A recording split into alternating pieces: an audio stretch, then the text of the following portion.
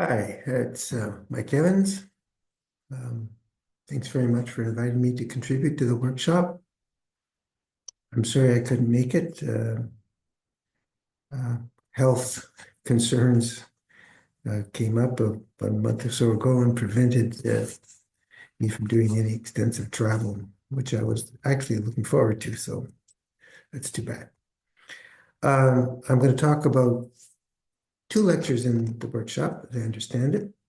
And they're all on one paper. It's a paper, The Concept of Statistical Evidence, Historical Roots and Current Developments. It's kind of a review paper about statistical evidence, the history of it, and um, and what I've been working on associated with the concept of statistical evidence. The paper is available at my website, and I've made it available to the workshop as well, so maybe it's somewhere here. You can download it and follow along.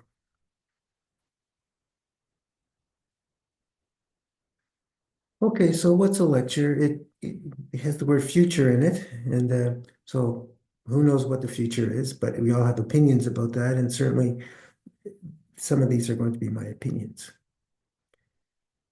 Um, and the lecture one is going to be about the concept of statistical evidence quite generally, not just about Bayes. In fact, there's very little about Bayes in the first lecture. The second lecture is all about Bayes. Okay, so but to really see why Bayesian inference or the Bayesian form framework is important for this topic, you have to understand the history as well. So I think it's appropriate to do it the way I'm doing it. Now, statistics is confusing. There are numerous conflicting points of view about what is the right way to think about statistics. At least that's how I've always found it, particularly when I was a more junior. It took me a long time to sort of figure out what the heck is going on, right? And so hopefully what I'm going to say is helpful to those who are just starting out. And then I would suggest try to understand what I'm saying and then think for yourself, whether I'm right or wrong, or maybe you have a better way of doing things, thinking about things. That's lecture one, basically. And then lecture two, I'm going to provide what I believe to be a path to resolving the problems I raised in lecture one. Now, I'm happy to engage in dialogue about this, either by email or if you would like to arrange a Zoom meeting. Um, just email me about that and we can meet on Zoom. That's fine with me. I'm 10 and a half hours. You're 10 and a half hours ahead of me, so that has to be borne in mind when we schedule things. Okay. My thesis. Statistical evidence is the core concept in statistics, and all statistical methodology is justified to the extent that it is based on a clearly acceptable definition of that concept.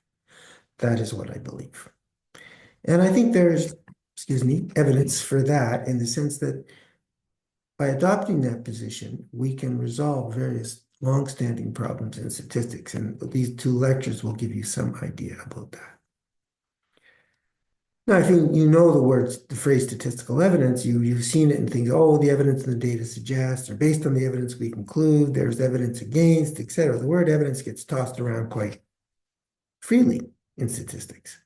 But what is statistical evidence?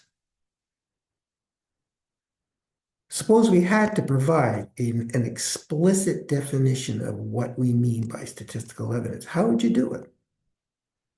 I suggest that the concept is currently vague in our field.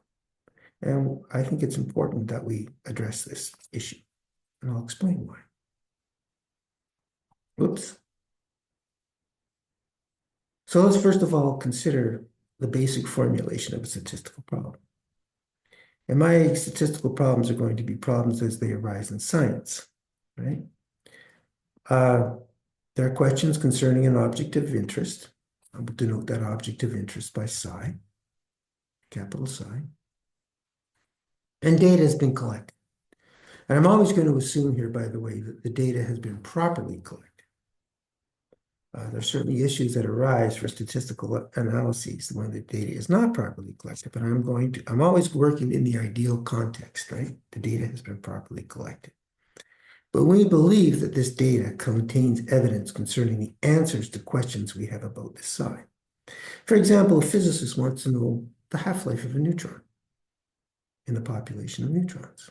Neutrons decay after a certain amount of time into protons, electrons, and antineutrinos, into an antineutrino, right?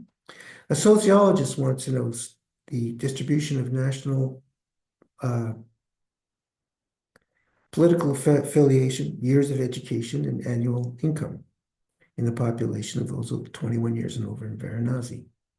So this is a multidimensional object and a very complicated one at that. It's a three-dimensional distribution, and some of the variables can be thought of as continuous, some discrete, some categorical, right? So it's a complicated thing.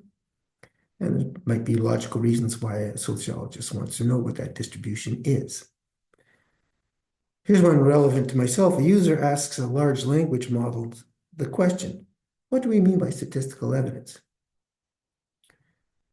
I can tell you the answer I got back I was not too happy with. And I asked it of I won't say which one, it was a very famous one. Several things about the answer were very unsatisfying. First of all, what was the reasoning process that produced that answer? I have no idea. I'm not sure that the people who develop these things really know what it is either. Second thing was that it seemed to state the answers in a very confident way. It didn't tell me why it was so confident. It didn't give me any measure of its accuracy, if you like, right? So I think these questions about evidence are probably relevant to a lot of the stuff that's going on in so-called artificial intelligence today. I'm not claiming that anything I'm going to say here will help artificial intelligence at all, but I think evidence and how to reason from data is what statistics is all about, and that's surely what is going on in these artificial intelligence. So in science, there is a truth that we want to know, and the evidence in the data is telling us something about that truth. It won't categorically tell us true or false, whatever, but it is telling us something about that truth. That's the idea. And there's two basic problems. I call them the estimation problem, which is I want an estimate, psi, I call it little psi of x of cap psi, together with an assessment of the accuracy of that estimate, right? There's no point in reporting something that you're uncertain about unless whether it's true or false or not, and not say something about how accurate you believe this is my complaint with the large language models in part. And also there's hypothesis assessment. We have a theory that suggests a specific value for psi, say psi naught.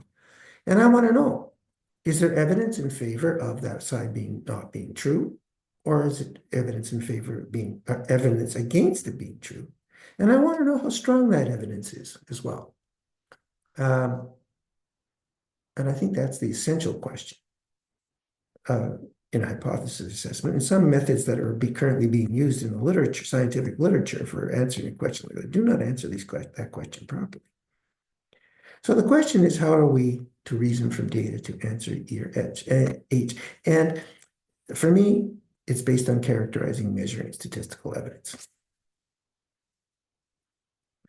Now, I'm going to distinguish between two approaches. There's the evidential approach and the decision theoretic approach to statistical theory.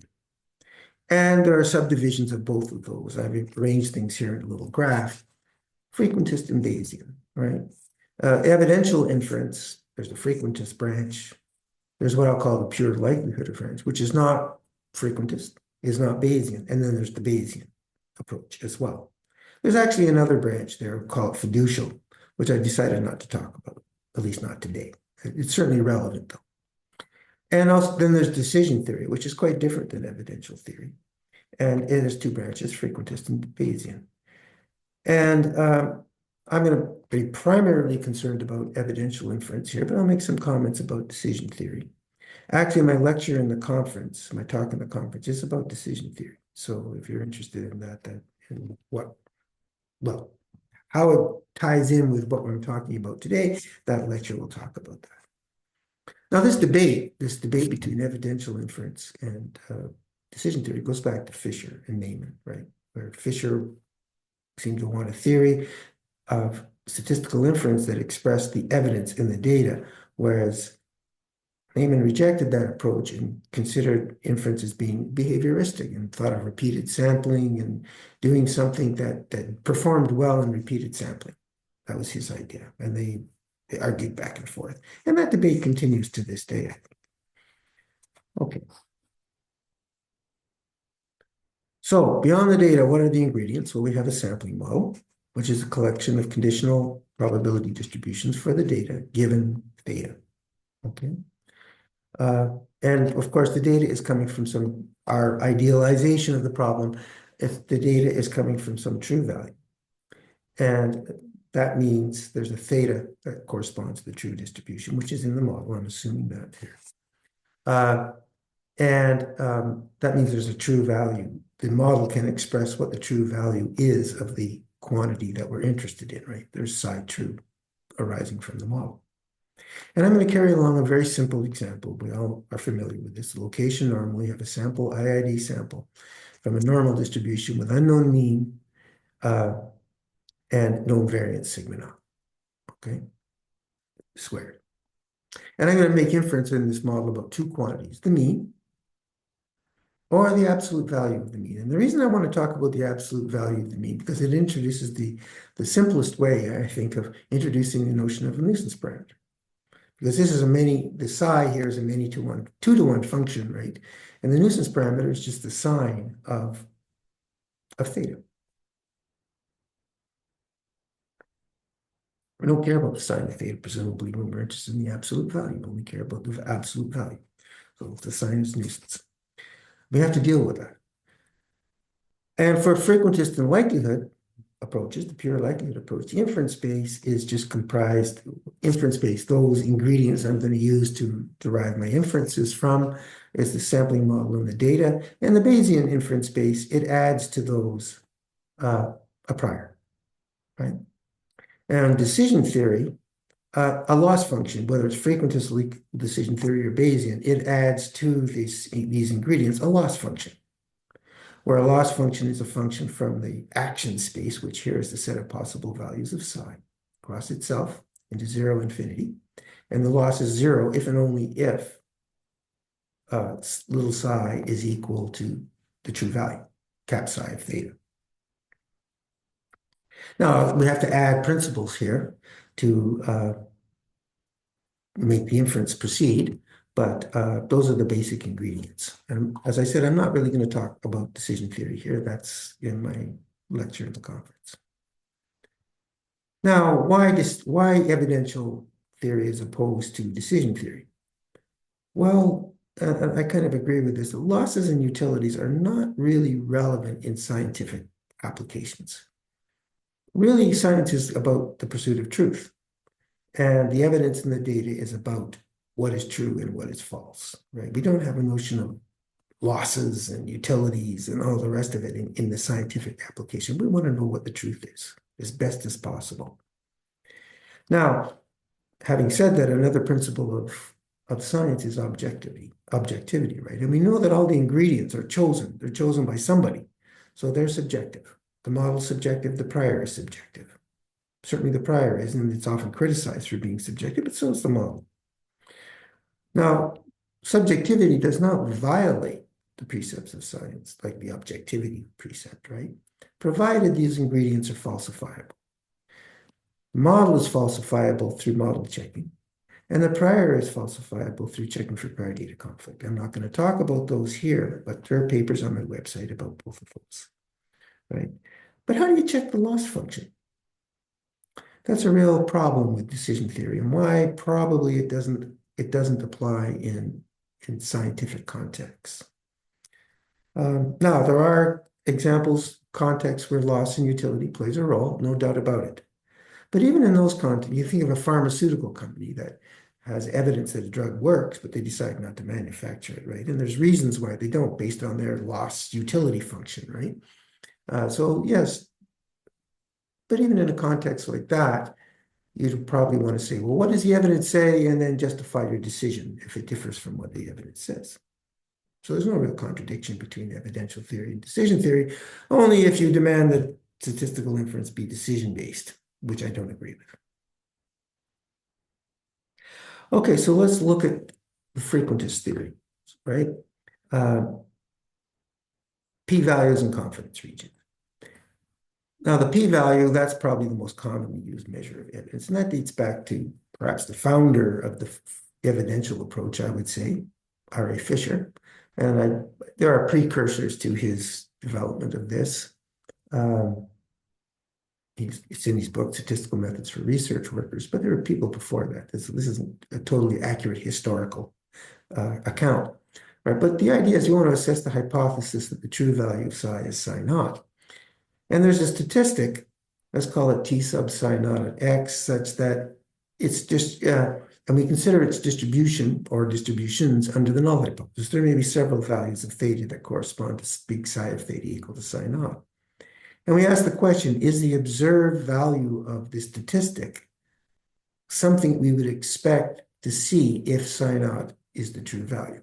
That's basically the idea underlying the p-value, right? And typically large values of the statistic are in the tails. And so we compute something like the following p-value. I'll take the largest probability of being as far or further out from the observed value of the statistic, right? If that probability is small, then it said, well, that's a surprising result, and we have evidence against the null. That's in principle a p-value. If we think of the location normal, we want to make inference about the hypothesis theta, the mean is equal to theta naught. I should put mu zero there, pardon me, that should be theta naught. Then we have the Z statistic, and that leads to the usual p-value, right? We're all familiar with that by now, I think. Now, there's concerns with p-values. We're probably also familiar with that, particularly over the past couple of years. There's been a lot of concerns with p-values, but basically concerns with p-values go back many, many years. And even though the concerns are brought up again and again and again, we seem to persist in using them. Well, hopefully the day comes when we don't, personally. Royall has a very nice in his book on statistical evidence. I should mention here that I certainly regard Fisher as the father of evidential approach to statistics, if you like. And there are others. I mean, even Jeffries, who was a Bayesian, is in that category. And Royall is one as well. I think his book, Statistical Evidence, based on the likelihood function, pure likelihood theory. But there's a very nice chapter in there, the p-value. And I would, if you're concerned about p-values and want to find what's a problem, I would advise you to read him. But I'm going to say a few things. The question is, when do we have evidence against H naught? That's a starting question. And basically what people do is, they choose an alpha. And if the p-value is less than or equal to that alpha, they we've got evidence against H naught. It's kind of a decision theoretic approach, actually. It goes to Neyman-Pearson lemma, right? Now there's ambiguities about what that alpha should be.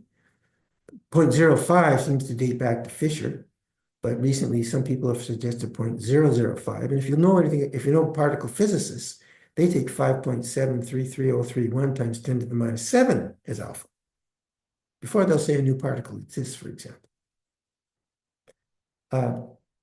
It's not clear, by the way, that making alpha smaller is really improving matters. Why? Because the p-value doesn't measure evidence. That's why.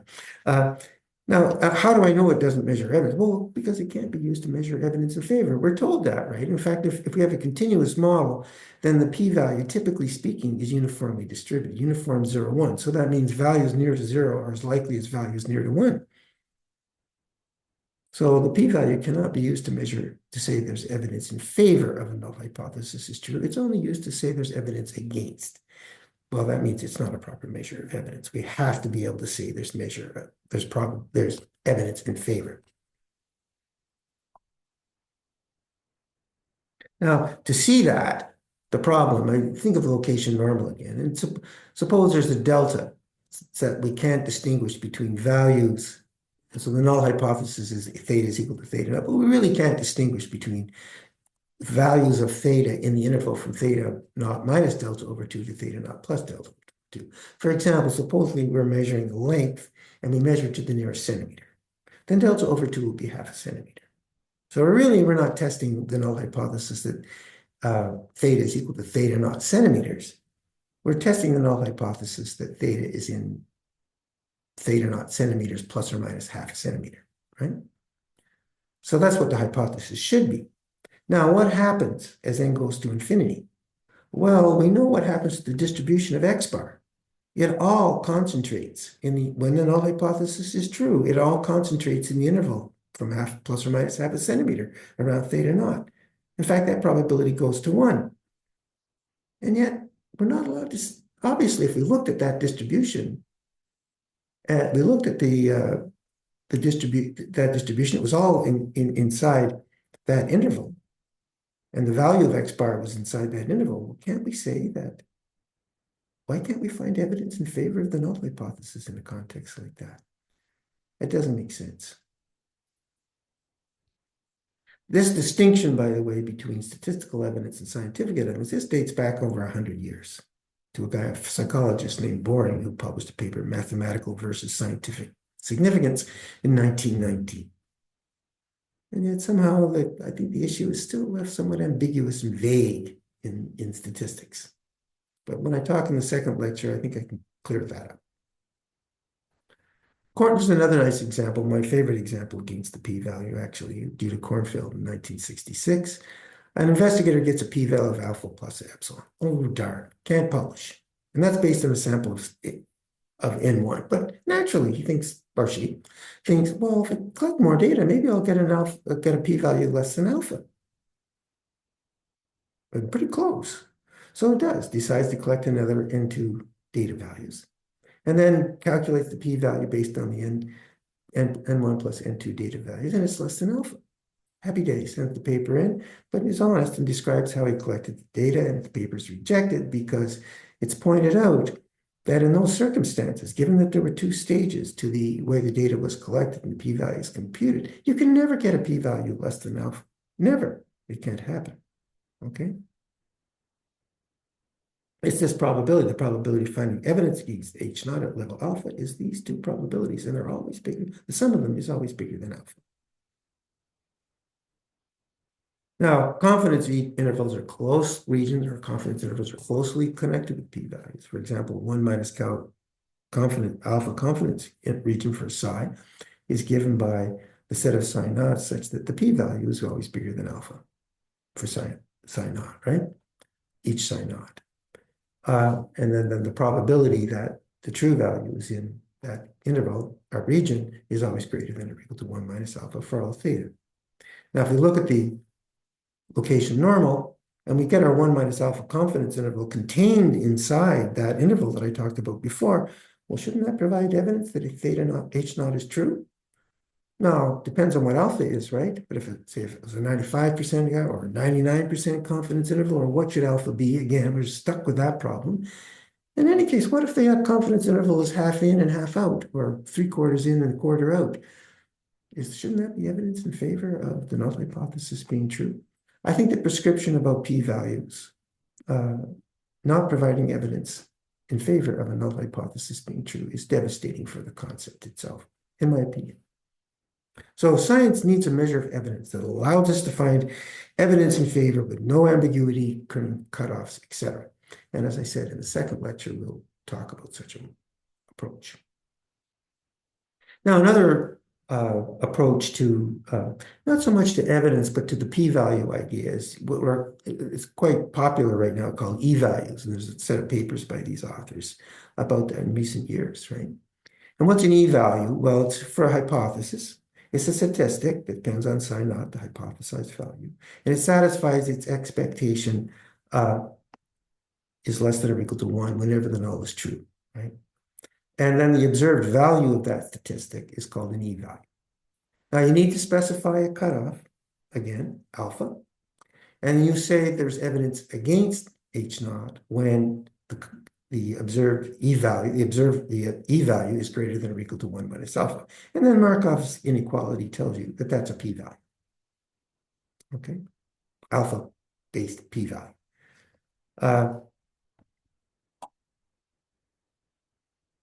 So for the location normal, if you pick a constant in 0, 1, all of those are e-values.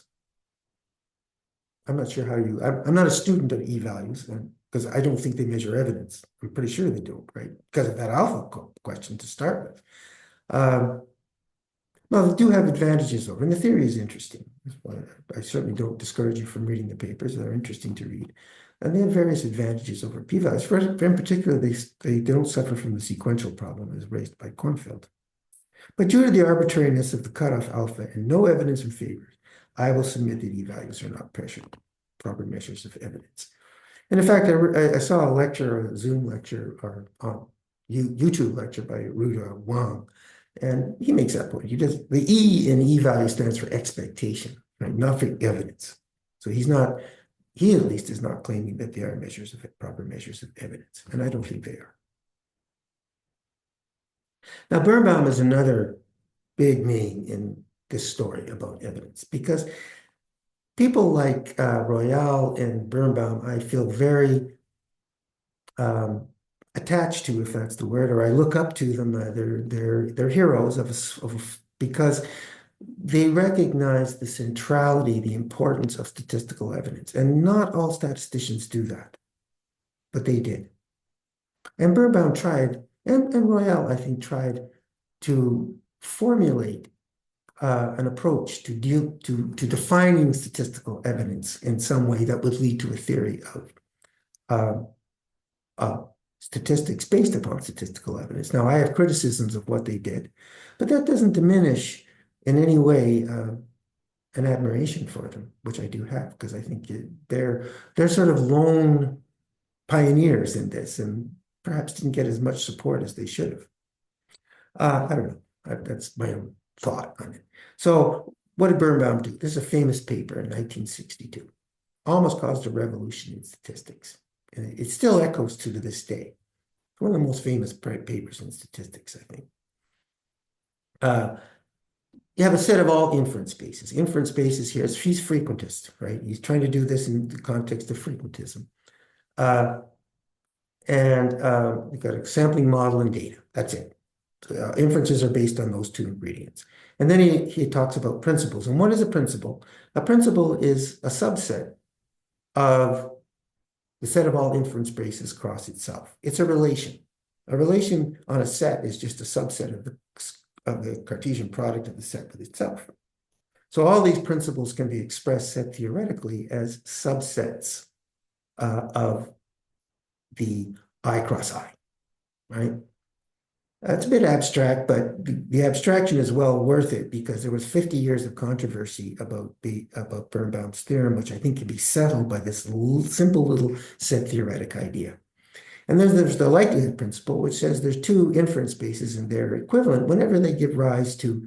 By the way, I'm also assuming that all inferences in this, they all have the same parameter space, okay?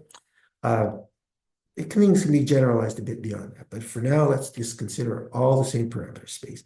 That two inference spaces in there are equivalent with respect to likelihood if they have proportional likelihood functions. Not too controversial. The sufficiency principle says that two inference spaces in there are equivalent if the minimal sufficient statistics for each of those models are equivalent. The models are for the minimal sufficient statistics, okay? And then there's the conditionality principle that and I'm not going to use the word equivalence here for a reason that I'll describe in just a moment. The two inference spaces in there are related via conditionality if there's an ancillary statistic such that I can get one inference space from the other by conditioning on an ancillary statistic. An ancillary statistic is a statistic whose distribution doesn't depend upon the parameter. So the observed value of that statistic can tell us nothing about the true value of the parameter, and the idea is that we condition on it because that gives us a more accurate assessment of the accuracy of any inferences that we subsequently derive. And what Birnbaum supposedly proved is that if you as a statistician accept the sufficiency principle and you accept the conditionality principle, then you must accept L. Now, if you think about it, and it's kind of controversial, right? Because sufficiency and conditionality are both frequentist, whereas likelihood is not frequentist. likelihood principle, two very different models that give rise to uh, the likelihood functions, but they would give very different inferences when we take into account their repeated sampling behavior. Okay, so it's kind of paradoxical. How can two frequentist principles like sufficiency and conditionality, both of them are frequentist in nature, lead to a non-frequentist principle likelihood? And some people claim this as a foundation stone for Bayesian inference, because supposedly Bayesian inference is based upon the likelihood principle. I don't agree with that. I don't think, first of all, I don't believe we need the likelihood principle for Bayesian inference. I'll explain that later if you want. And also, I don't believe that Birnbaum's theorem establishes what people think it established. The fact of the matter is, if I'm going to say that S and C are equivalent to likelihood, now we're talking about equivalence relations. These are relations, these are subsets of I script I cross script I, right? That means something set theoretically. And it turns out that the union of these two relations of sufficiency and conditionality is not an equivalence relation. This is proved in the paper 2013 by myself. And what Birnbaum actually proved is that the smallest equivalence relation containing SUC is L. So SUC is a proper subset of L. It's not equal to L. And that means that when Birnbaum's proof, what you're doing is you're adding more relations amongst inference spaces to get to L from SUC. Why should we accept those? There's no apparent reason why we should. In fact, another way to approach the whole problem is to find the smallest equivalence relation contained in S union C, resolve the problem at S union C not being an equivalence relation. And there's some steps along those lines in the paper by myself and Konstantin Frangakis in 2023, where we fixed up, thanks to Basu and Konstantin, C, because C is not an equivalence relation. S is an equivalence relation. C is not an equivalence relation. It's based on the idea that there's not a unique, there's often more than one maximal ancillary, if you know the story. Okay, so, but anyway, this is a milestone in discussions about inference. Birnbaum also introduced what he called the confidence context. This is his last paper in 1977. So you're comparing two hypotheses, H0 and H1.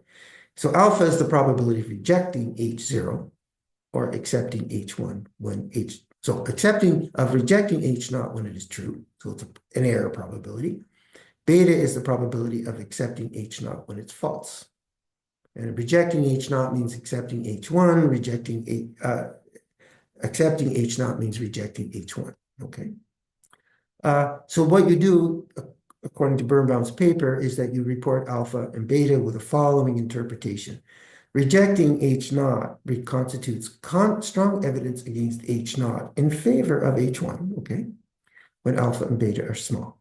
And in fact, he proposed a statistic called the CLS statistic, alpha over 1 minus beta, right? And he said, if that's small, then there's strong evidence against the null hypothesis. And in fact, this CLS statistic is used to this day in particle physics. And I'll talk a little bit more about that in the second lecture. This does not measure evidence properly, okay?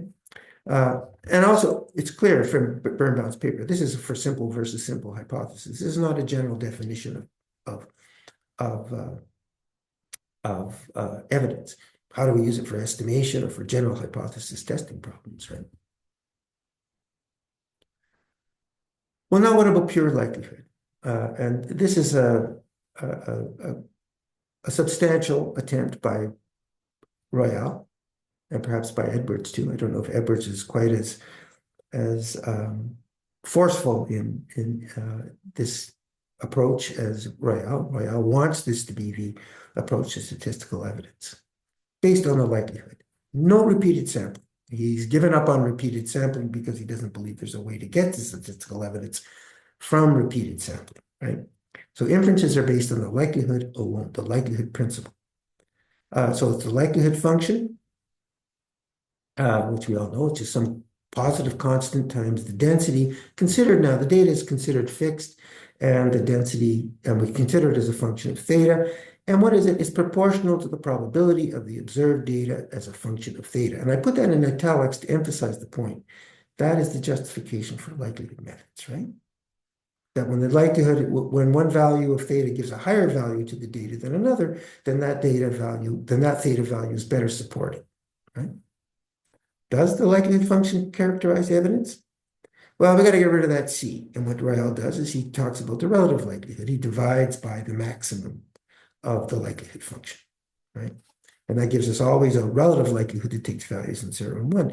And then he claims that if that relative likelihood is greater than or equal to 1/8, that's strong evidence, very strong evidence. And if it's greater than 1/32, it's quite strong evidence. And he has an argument based on an EARN model for that. And personally, I don't find the argument strong.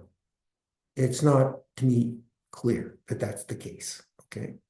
This is something that's come up in this discussion about evidence over the years, that people have tried to find a universal scale on which evidence can be measured. And I would argue that no such scale exists, and I will give examples of that later. I think this is one example of it. He's translating this into probabilities again, and when we talk about Bayes, it becomes quite clear probabilities measure belief, they don't measure evidence.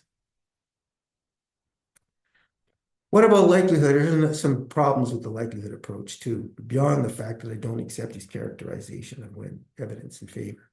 What about likelihood for an arbitrary parameter? Well, basically, the only solution seems to be the profile likelihood in general.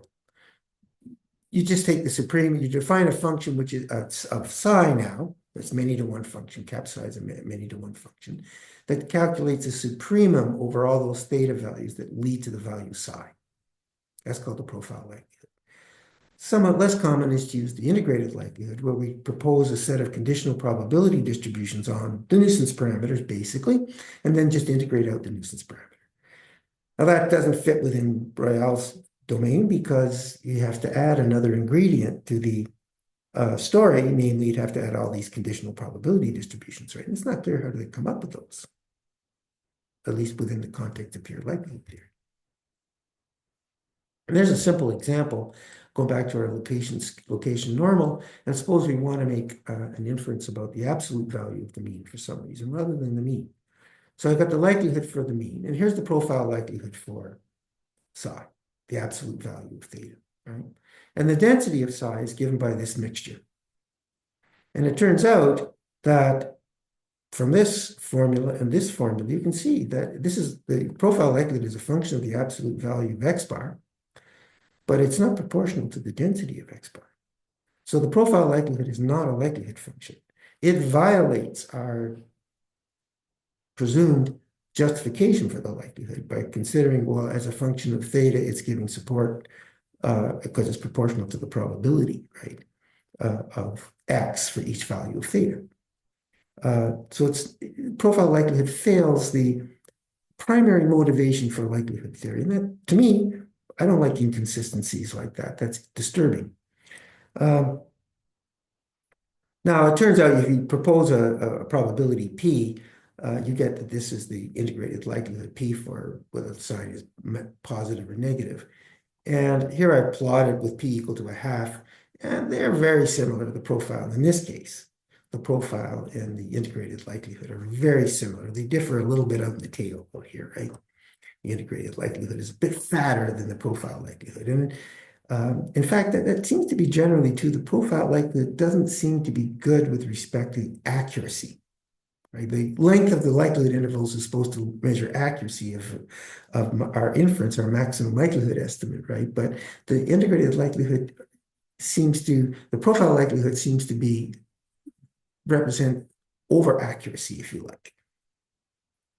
So here's an example that I think that shows that. The problem, or some of the problem, another problem. So you've got a sample from a location scale, or scale normal model now, right? So I know the mean is 0. I don't know the variance, sigma squared. And the likelihood is given by this quantity here, and the MLE is, of course, the sample, the sum of squared deviations, sum of squares, squared values divided by n. Now, suppose the interest is in predicting k future values. And so a natural predictive likelihood here is given by this quantity, right? That's the function of sigma squared and y. Those are the unknowns given what I've observed x, right? So this is the predictive likelihood, if you like. Now, when I profile out sigma squared, I get that the profiled MLE of y is 0. That makes sense to predict that the future value of all these ky values, they're all 0, because that's the best choice, right? It's got the most probability associated with it, those values. But what happens if you profile out y? Well, when you profile out y, you get that the likelihood now is equal to sigma to the minus n plus k exponential sum of squared x's over 2 sigma squared. And that's not equal to the likelihood function that we got before. And the bigger k is, the more different these likelihoods are, right? Obviously. So, so the profile likelihood is not doing the right thing here. It's not consistent, right? Profiling is not consistent. It should give me back the same likelihood that I got before.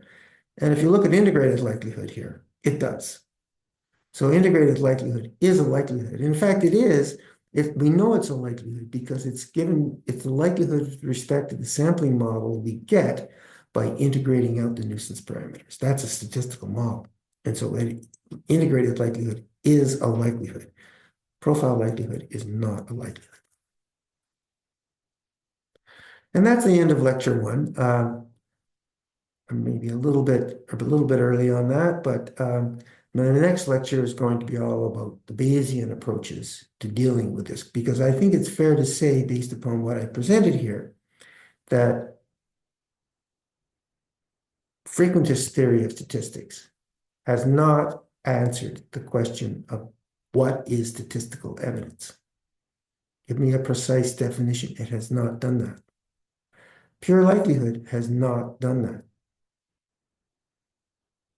There are people within those two branches that recognize the importance of statistical evidence, and perhaps they can come up with a definition. I cannot say that they can't. Based on my own time spent thinking about the problem, I'm a little bit pessimistic about that, but you never know. So I wouldn't rule out the possibility, but it does seem a little remote. On the other hand, when we talk about Bayesian, the Bayesian formulation, we'll see that we get a very, very natural way to define statistical evidence. And for me, that's why I'm a Bayesian, because it's necessary if I want to have a clear prescription of statistical evidence. And hopefully I'll be able to show you too that having that clear prescription of what's meant by statistical evidence solves a lot of problems for statistics. See you in the next lecture. Bye-bye.